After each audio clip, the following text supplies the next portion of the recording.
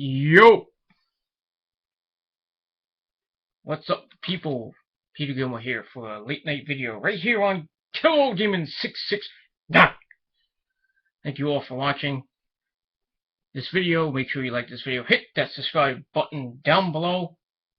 And I'd like to thank all my subscribers, all my fans for over 7,000 video views on this channel in just about a little over a year. I've had this channel up and over 7,000 views. I didn't think I'll even hit 5,000, but 7,000 video views in over a year. Thank you for all the support, and hopefully by the end of this year I'll hit maybe 9,000, probably 8,000, maybe 9,000. Hopefully I'll get to 10,000, but we'll see what happens. So keep supporting this channel, keep spreading the word, keep sharing my videos on Google+, Facebook, Twitter, Tumblr, everywhere on the internet. Tell your friends to subscribe to this channel, my other channels, links to all my channels down below. And that's it. Show those channels some love. And that's all I gotta say about that. Alright. What I want to do in this video, as always on Monday nights or Tuesdays, it is time for your late night Monday night Raw review for September the 29th, 2014. You know, it's getting to the point, this show, I don't even want to do these reviews anymore. This show is pathetic. This Raw is becoming pathetic. SmackDown isn't even doing any better. The main event, I don't watch main event. I'd rather watch NXT than watch this bullshit. Because tonight wasn't great. I mean, they start off hot, and then down the toilet. I mean, who writes this bullshit every freaking week? I mean, last week Vince blew a gasket because the rating was 2.6. I would be surprised if they get at least 2.65 or better. And I hardly doubt it because, you know, they're competing with Monday Night Football and the freaking Chiefs destroy the Patriots. Sorry for Patriots fans. Too bad the Chiefs won't do that this Sunday against the Niners. I mean, this show has been, like, for the last month and a half, garbage. It's been garbage. I mean, they had 3 Divas matches tonight. All boring as fuck.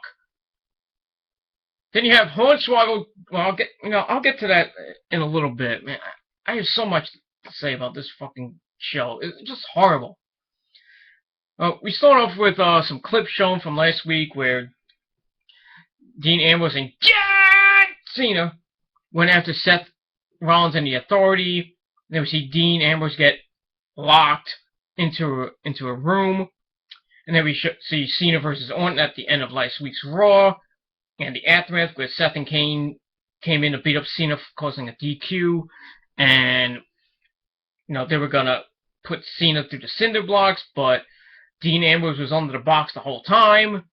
And they beat up the Authority. They stand tall, blah, blah, blah. Then he shows from SmackDown where Dean goes after Seth and Kane. And then Dean Ambrose stole Seth's briefcase. So tonight we're going to see if Seth Rollins can get his briefcase back. So we go to the ring with the Authority, Triple H and Stephanie. Stephanie thanks us for the warm welcome because we're in Chicago, home of CM Punk. And yes, we got a lot of CM Punk chants. Guys, just let it go. He's not coming back. Even though Stephanie said never say never in an interview. He ain't coming back. I'm sorry. He ain't coming back. Get over it. It's done. Move on. So, and she talks about the whole CM Punk stuff. Saying she wonders why the fans are chanting for quitters, meaning Mr. Punk, Mr. Phil Brooks. And she says the fans are just like them, quitters, and they should follow their dreams and keep going, but they're gonna cheer for quitters like Brie Bella and, you know, CM Punk. And she says, we give up on ourselves and take the easy way out. We quit or we steal. Now she's talking about Dean Ambrose. She mentions Dean stealing Seth's briefcase on SmackDown, saying it was unnecessary and it still belongs to Seth Rollins regardless, and we all know that. And she said that they're out to send a message to Dean saying this will not be tolerated. And Triple H says that the briefcase is a symbol that represents the WWE. No, it doesn't. It just represents your freaking #1 contender, basically. He says they will not let anybody disrespect us. Disrespect your daughter! You know. And then he's about to continue, and then, my name is Paul Heyman. So he comes out, introduces himself. I'm the one behind the one in 1 and 21. You know, his usual shtick. So he gets in the ring, he talks about being Brock Lesnar being disrespected by the notion that Cena was this close to being a 16-time champion and disrespected by Seth Rollins getting involved in a match and trying to cash in. He says that Brock told him to come to the arena in Chicago, of all places, and wants to know if he has a problem involving Seth, or... And then Stephanie interrupts him saying, well, that he's a shrewd businessman, you know, the same thing. I mean, what is up with Stephanie and Paul E? I used to thought back in 2001 they were teaming together in the Invasion. Remember all that? We all remember the ECW, WCW Invasion when Shane and Stephanie had WCW and Paul had ECW, and they invaded, and it came as one to try to take good old dad Vince McMahon out of business. And look what happened there. That didn't work. I just don't know what's up now with them. I mean, they still like each other after 13 years? Okay. So, he calls him a shrewd businessman and chooses words carefully. And then she says, if you're threatening me, and then Seth Rollins comes out, he tells Heyman that nobody told him to cash in against Brock. He did it by himself. And nobody suggested he curb stomped Brock's face into the ground. He acted alone. He did it all by himself. And he thought Heyman would respect that. And he wants to build a career just like Heyman built a career with CM Punk, Brock, and all the other guys he had upon opportunity. So he hoped Heyman would see that he was just looking for an opportunity, be trying to be Edge, be the ultimate opportunist. You can't. And he says nobody wanted to see Cena win the title again. True. Nobody wants to see Cena with any title. Especially the IC title, which you might get. But anyway. He says he wants to become a champion by being the best in the business, who is Brock Lesnar. And then we hear more CM Punk chants, you fucking idiot marks. Then he says Brock should be flattered by what happened at Night of Champions. But if Brock was offended, he apologizes. Then he extends his hand to Paul, and Paul's like, okay, I'll shake your hand. He says, if it happens again, Brock is going to be dealing with you himself. So Triple H then, Paul begins to leave, and Triple H stops him from leaving, and he gets in Heyman's face and shakes his hand, and he says something to him I didn't catch. Paul says, now one even keel, something like that. Some stupid crap. So Heyman leaves, and then Seth thanks Stephanie and Triple H for chastising Dean on his behalf. And he says he knows Dean inside and out, and says he doesn't respond to situations like this. He's not going to get the briefcase back. And then he says, and then he says that Dean thinks it's all fun games, he's all funny, but Seth doesn't think it's funny. And he says that Dean needs to give him the case right now because stomping his head into cinder blocks won't be nothing like what? So Dean's like, Seth! He gets on the Tron. He says he wants to sew his eyes shut every time he sees the Authority. Well, don't we all? He says Triple H and Stephanie fight his battles. And then he goes, well, if you want this, meaning the briefcase, come and get it. So Triple H, Seth Rollins, and Stephanie go to leave. They're about to leave, and then we hear the music of John Cena. So he comes out and he beats the crap out of Rollins. I'm like, oh, you just killed a segment, you idiot. So he beats him up a little bit, and Rollins flees into the crowd. and then goes all the way around the crowd, and he goes back to the ramp, and Cena's like, yeah, come on to fight, and he does his usual bullshit. So he's still looking to get his revenge on Seth Rollins. So Seth Rollins still has problems with Ambrose. I mean, he has problems with Cena. He might have problems with Brock. What's gonna happen next? We're gonna have to find out. So segment was good. It wasn't great. I was about to give it 4 out of 5 stars, but I gave it 3.5 out of 5 stars because Cena ruined it. That's just my opinion. If you don't like it, get off the video. Alright, then we get a recap of what just happened. That leads to the Authority in the back. Stephanie says that Cena and Dean, you know, they're playing mind games with you, Seth. They want to get you mad. So Triple H, we see Jamie Noble and Joey Mercury actually getting some FaceTime for a change. You know, even though they're agents and whatever they are now. So he tells them to get the briefcase by any means necessary. And then Noble's like, I don't know, Dean's kind of crazy and unstable. And Triple H says, just do your job and get the case back. So we'll see if they can get the case back. So I gave it 3 out of 5 stars. Alright, we get to match number 1, a rematch from SmackDown for the Intercontinental title. Cesaro taking on Dolph Ziggler. And now, I actually didn't know this, that it became a 3-way early in the day on the network. Well, actually on the pre-show, which I don't watch because I don't have the network. And I don't want to get the network for that stupid low price of $9.99. Fucking watches the network anyway. Network's boring. So anyway, it's a 3-way dance. Cesaro taking on Dolph, taking on The Miz. This match wasn't that bad. It was good. You know, had its moments here and there. Excuse me. So Miz and Cesaro start the match off, beating up on Dolph. Cesaro then pushes Miz. You know, they're trying to get onto Dolph to wear him down. Miz tries to win it with a roll-up, but, you know, that doesn't work.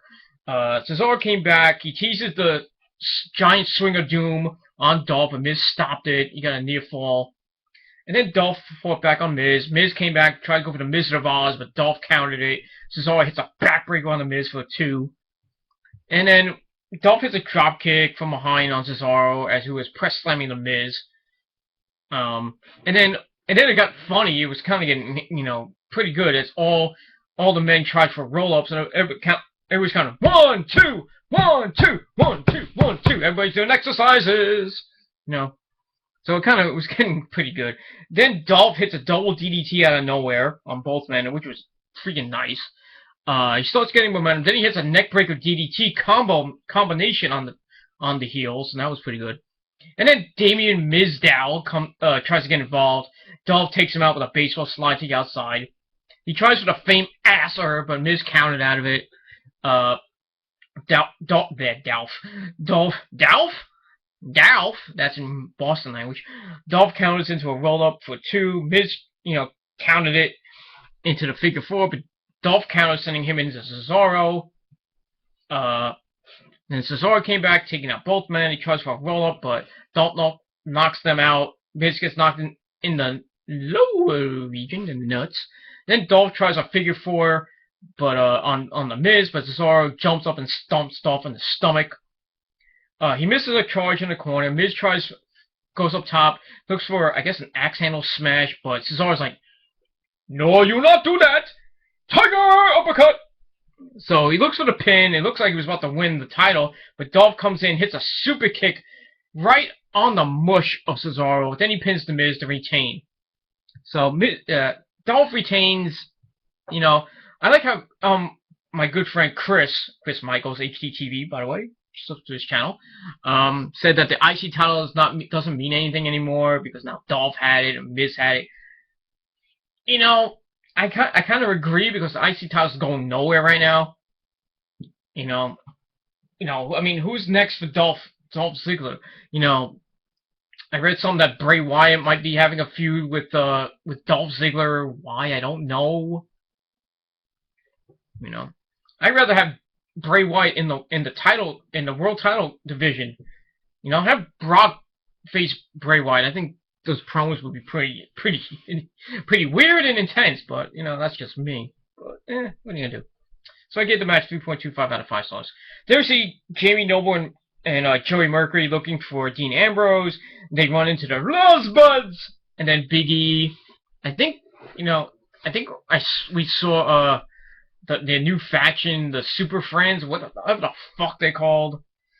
Really? I think they were naming Xavier Woods and Kofi Kingston Speed Force or something like that.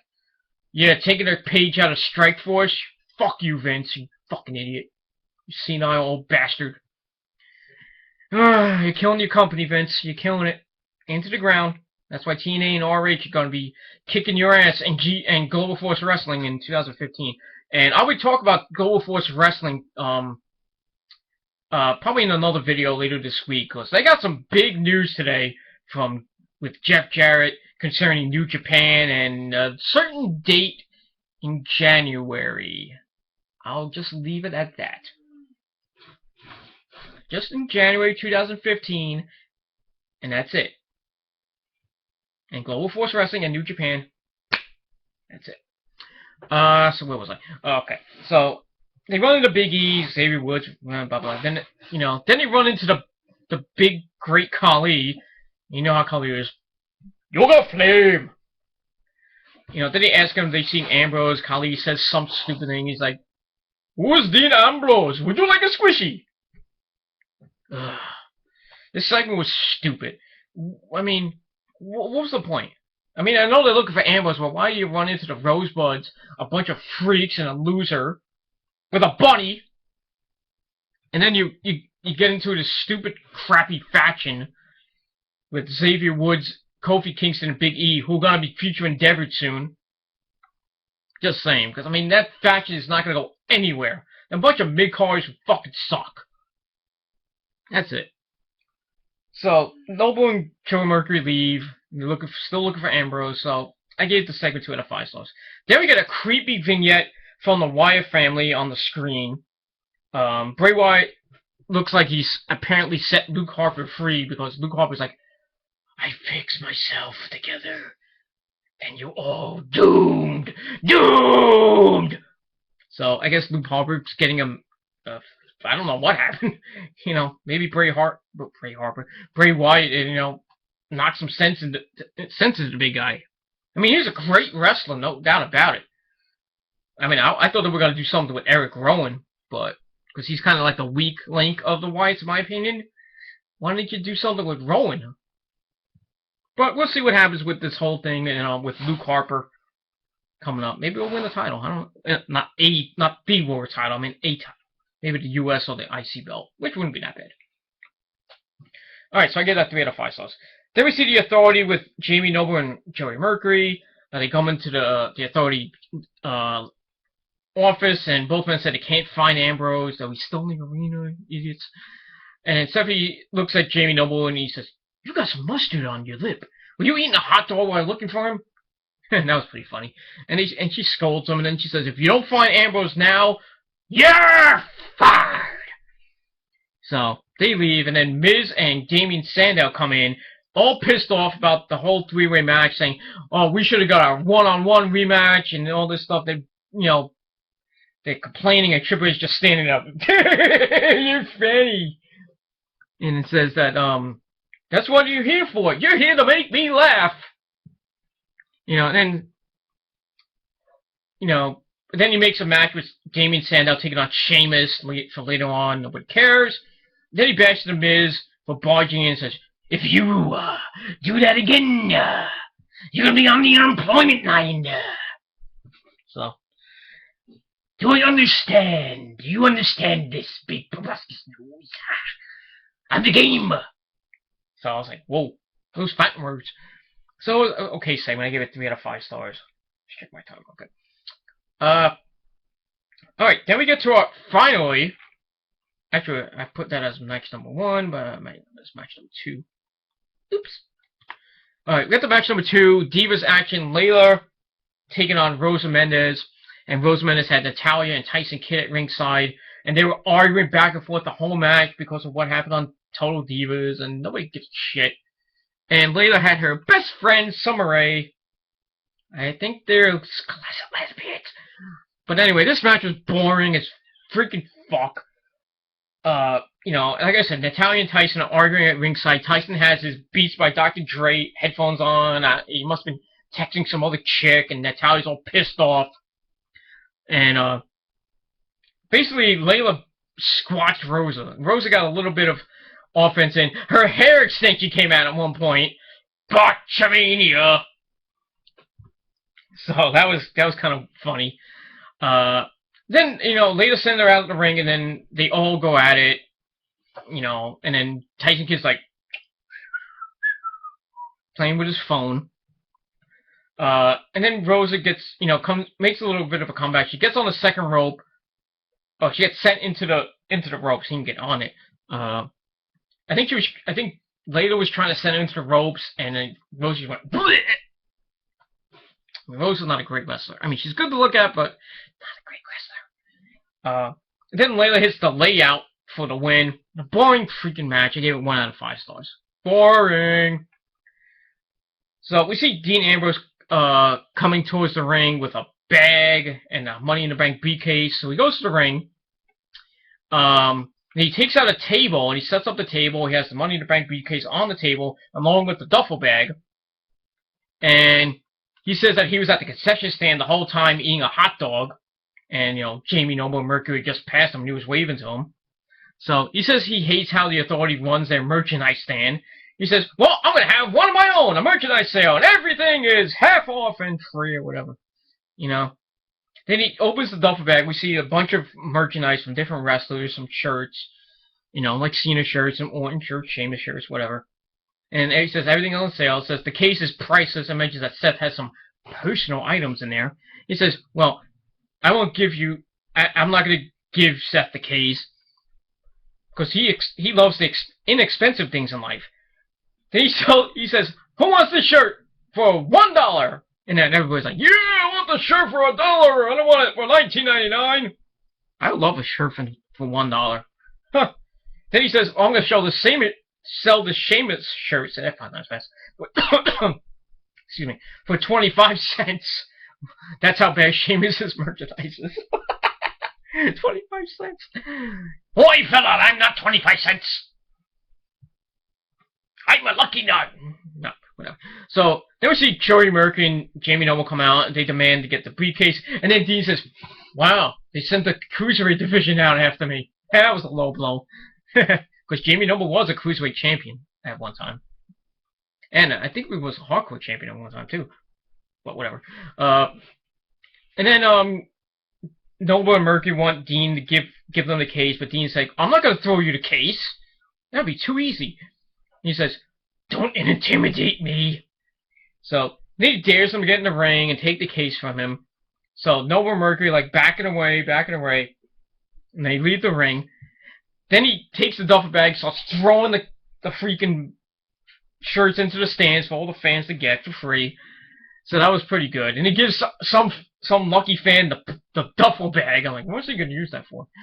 So that was pretty funny. Then Seth Rollins comes out with Jamie Noble, Joey Mercury, and security. And he's like, shit, I'm busted. Then he mocks the police, mocks the security, goes, oh, you guys were here last week, aren't you? Or something like that. Then he says Seth can just have the case back, and he leaves. He goes up into the crowd. So Seth slowly starts getting into the ring, thinking that maybe Dean is just, says might come and sneak attack him. So he continues up into the crowd, and then Seth takes his case back. He puts it on the table. He opens it up. Green slime right in the mush. That was pretty funny. He's like, ooh, you channel Nickelodeon there. I wonder who wrote that. So then he's like, I had nothing to do with that. But it was funny anyway. So Seth's like, pissed off. So it was pretty funny. So I gave it 4 to 5 stars. It was funny. It's basically this promo, the beginning promo, and maybe the main event saved the show. That was it. I'm sorry. Rose is playing with the cat, as usual. Alright, then we find out that Alexander Rusev is going to respond to being knocked the fuck out by the Big Show on SmackDown later tonight. And then we find out that Hulk Hogan's brother is coming out to have a message for the fans tonight. And he's wearing his little pink Hulkamania shirt. Whatever. Alright, then we get a recap of what just happened with Seth and Dean Ambrose. So we see the Authority in the back trying to calm him down. You know, he still has the green shit on. And Triple H tells Orton and Kane that they're gonna take on Cena and Ambrose in the main event tonight. Orton's like, why do we have to fight him again? That's what WWE booking is for, Randy. I have to agree with Randy and Cena. I mean, the product sucks. He wants to change. You put on this bullshit. I have to agree. For once, I'll actually agree with John Cena on something. The product is not good. You need to change. I'm sorry. And that's what I'm going to talk more about it tomorrow in my video about how the WWE is done. It basically is. I mean, it's not going anywhere. The product's been shit for the past few months. They're going down like the Titanic right now. I'm sorry. But anyway, so Orton's all pissed off. You know, he's like, why do we have to put this match? We've just beat him up last week. But Triple H tells him that Seth can't compete tonight. Yeah, right. And he tells him that they need to get retribution for what happened last week when they got beat up. So then we hear like a phone ring, and everybody's like, not my phone. Not my phone. Not my phone. You know, and then they all look at each other, and then Seth looks at the case, you know, and thinking that it might be a bomb or something, or it might be a phone in the case. And Seth's like, it's an electric razor. Yeah, because you do need to shave that fucking beard you have, right? So, anyway, I gave it 2.5 out of 5 stars. And here comes Rosa to annoy me. Say hi, Rosa. Okay, she won't say it. She's mad. She's always mad at something. Or whatever. Alright, then we get a Mark Henry promo, and we see a video showing of Rusev beating him at Night of Champions, and then last week on Raw when basically Henry just passed out. He says he wants to apologize to everyone, but then Bo Dallas comes out, of all people, and Bo tells him to apologize not to the fans, but to yourself, and says it's time to shut up and close the Hall of Pain, and Bo wants him to join the Hall of Believers! Oh, God. Who writes this crap? It was a lame segment. I gave it 2 out of 5. We get to match number, what match am I on? I don't even know what match I'm on now. Match number 3. Mark Henry taking on Bo Dallas. This match was boring.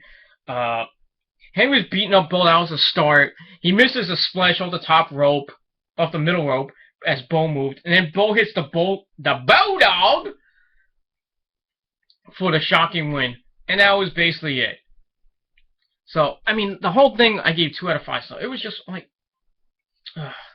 Then after that, we see Renee Young in the back with Bo Dallas congratulating him on his victory. He's like, how'd you do it, Bo?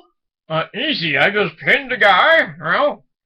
So Bo's like, all you have to do is believe. So then Mark Henry comes in, beats the living crap out of Bo Dallas. Then he takes one of the equipment boxes or trucks or whatever they call it, and he just rams into Bo Dallas twice. And tomorrow night on main event, we're gonna get a rematch. Who cares? So, and then Mark Henry's like, that's what I do. And nobody cares what you do, Mark Henry. You suck. So I give that 2 out of 5 stars. Then we see clips of Gold Stardust winning the tag team titles at Night of Champions. And that leads to a boring as fuck promo from Goldust and Stardust. And Stardust like, ooh, looking into a ball with lightning going around it. Ooh. And, you know, saying they were chasing the Cosmic Key. And now that the champions, and Goldust is like, well, we have the Cosmic Key, but that's just science fiction. And he like breaks like a globe or some shit. Well, I don't know what it was. I don't care. He says, but these belts, they are science fact. Can the Ascension just freaking debut and beat the crap out of these guys? They're freaking boring. I gave that 2 out of 5. It was boring. Alright, then we go to back to the ring finally for another match. But before that, we see Brie Bella coming out. She's all ready for action. Then Nikki Bella comes out in a hot as fuck red dress. Uh, and she starts bashing Brie. You know, this whole freaking storyline still going on. And she bashes Brie for quitting in the same place that she did last year. Remember at what was it? Not last year. A few months ago. I think it was at Money in the Bank when she quit, and slapped Stephanie Peter Pants. Well, Peter Panties. I should say pants. They said Brie quit for Daniel Bryan, and she said Daniel Bryan's sitting at home recovering, and it says Brie didn't quit for Daniel Bryan, she quit for the fans. It calls them trolls, just like Daniel Bryan. Blah, blah, blah, blah, blah, blah, blah, blah. Then she says when she quit, she was in handicap matches every week, and Brie was nowhere to be found. And it says, like, well, tonight I get payback. And then Brie's in a handicap match with these two. So Eva Marie and Cameron come out of the whole people. The two women who cannot wrestle. Ugh. So we get the match number 4. Brie Bella and taking on Eva and Cameron 2-on-1. This match, boring. Brie got some offense in, beating up on Eva Marie, and Eva came back by taking out, comes back, but Brie took out Cameron with a kick. And then Eva grabs Brie by the hair, showing her non-wrestling skills. And then Cameron gets tagged in. They start double-teaming Brie in the corner. And Nikki's looking off from the ramp like, oh, I got my payback tonight. So they still keep control. Brie didn't... let me just see something for a second. Oh. Brie tries to come back with Alicia. Eva and Cameron stop it. Then Eva runs into Cameron by mistake, and Brie uses a 1980 schoolgirl for the win on Eva Marie. Whoop-de-freaking-do. So I give the match 2 out of 5 stars.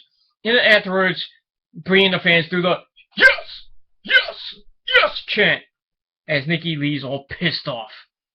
I don't care. Alright, then we get to match number 5. Slater Gator with Hornswoggle wearing a gator costume. I have to get this out really quick. Taking on Los Matadores. Ole! And, where is he? I can't find him anymore. Whatever happened to El Dorito?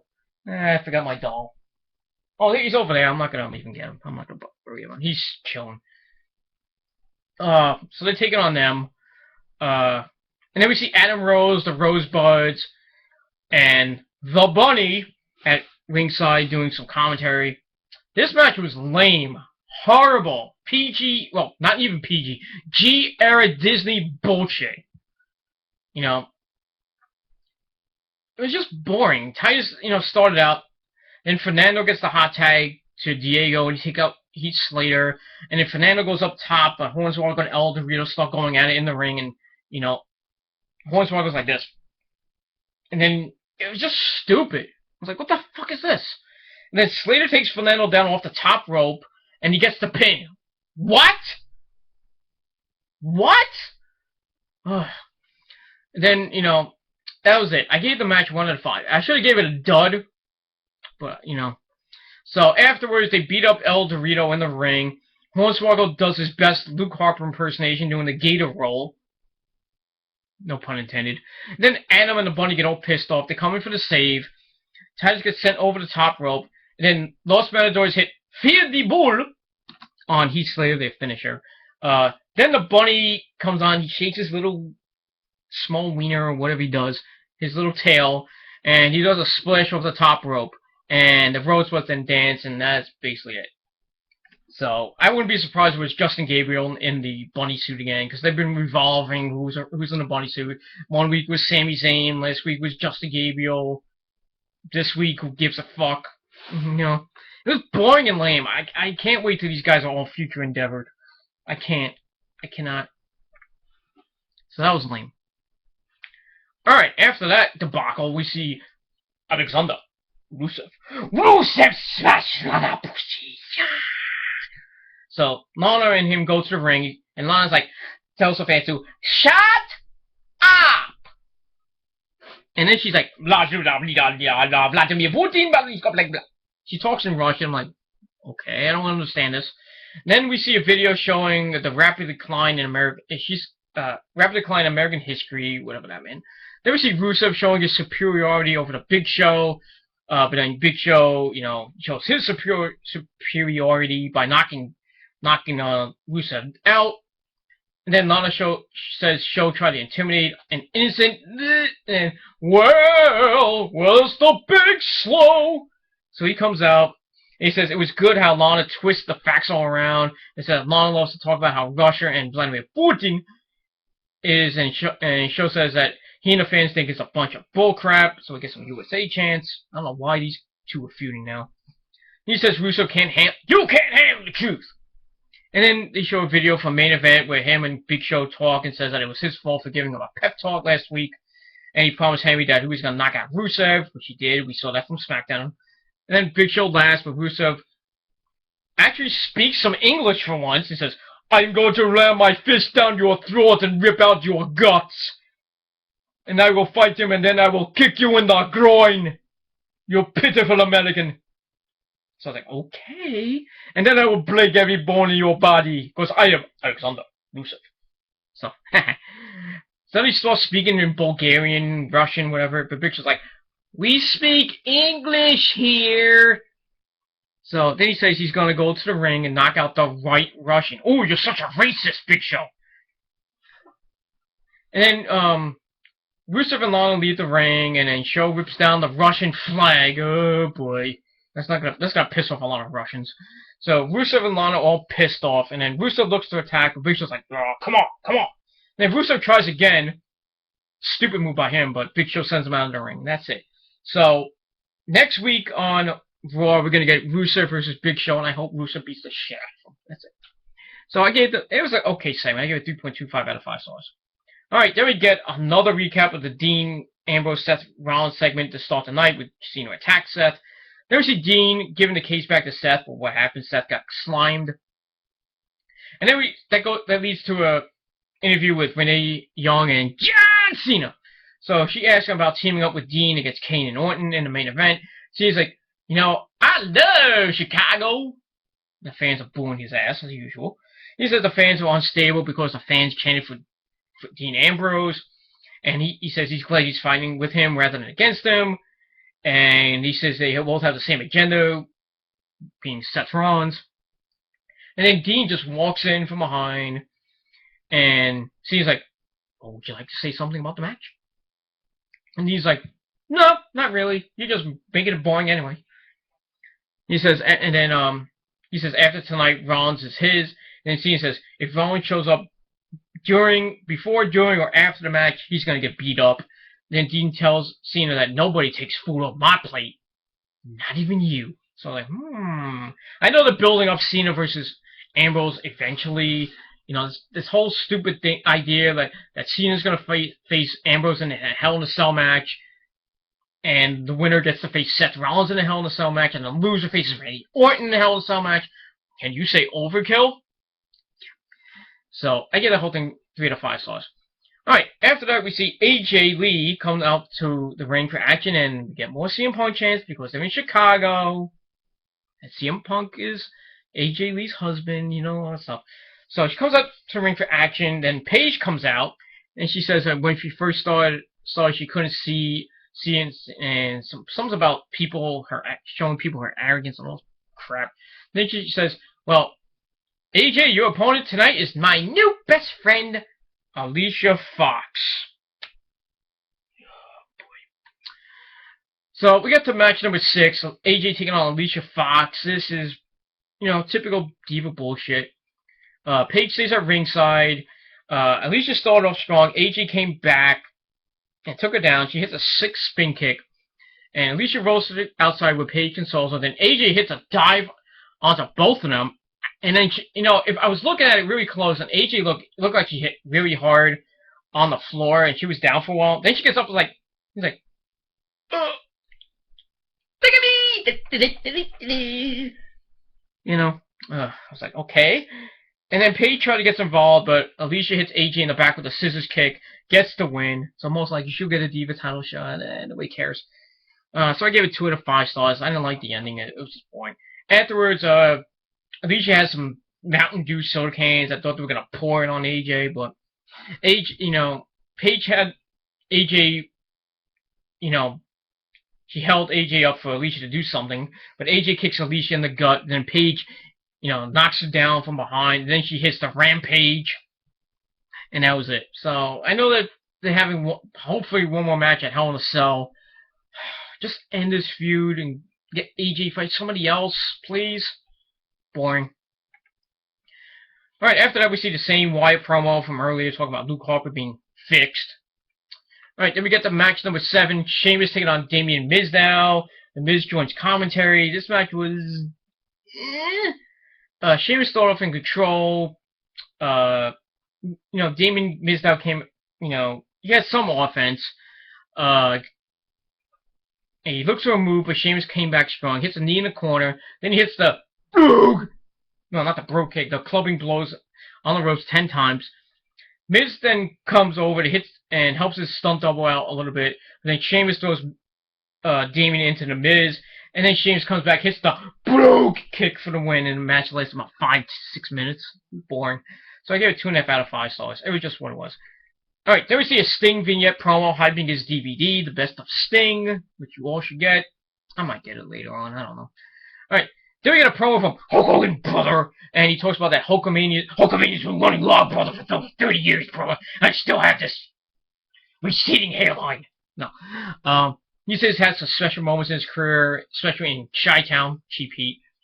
And he's basically talking about the Susan G. Komen Breast Cancer Society that WWE's been doing for the past 3 years, and that, that WWE's gone pink, and blah, blah, blah, and, he congratulates some of the breast cancer survivors, and he says he wants the fans to go to the WWEshop.com and buy a pink shirt, and all the proceeds will go to the foundation and other community outreach programs. So basically, it was just a hype promo for the breast cancer foundation bullcrap. I didn't really care about it.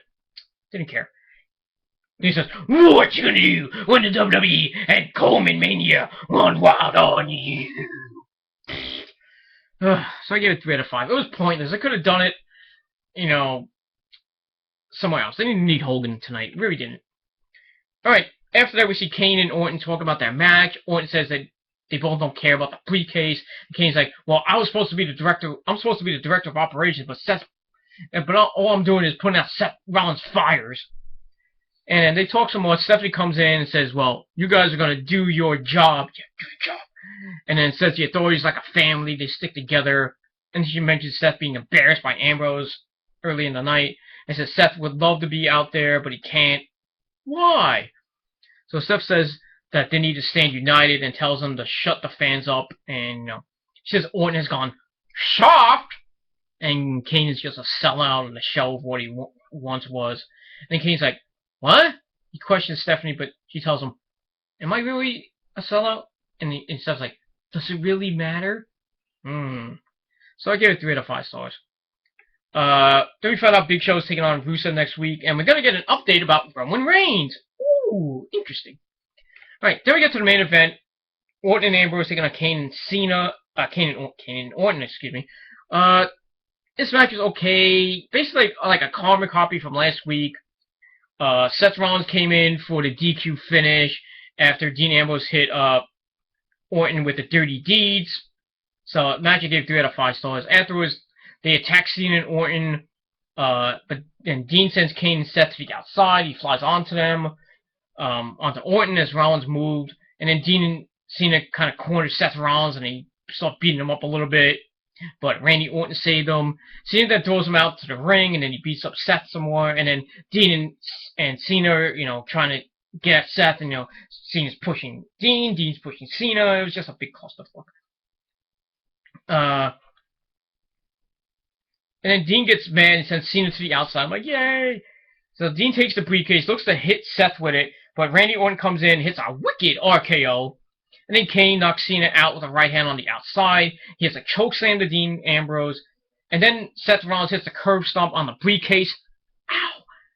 Ow! So Dean is knocked out. They bring in Cena. Cena tries to come in and, be the hero of the day, but he's not.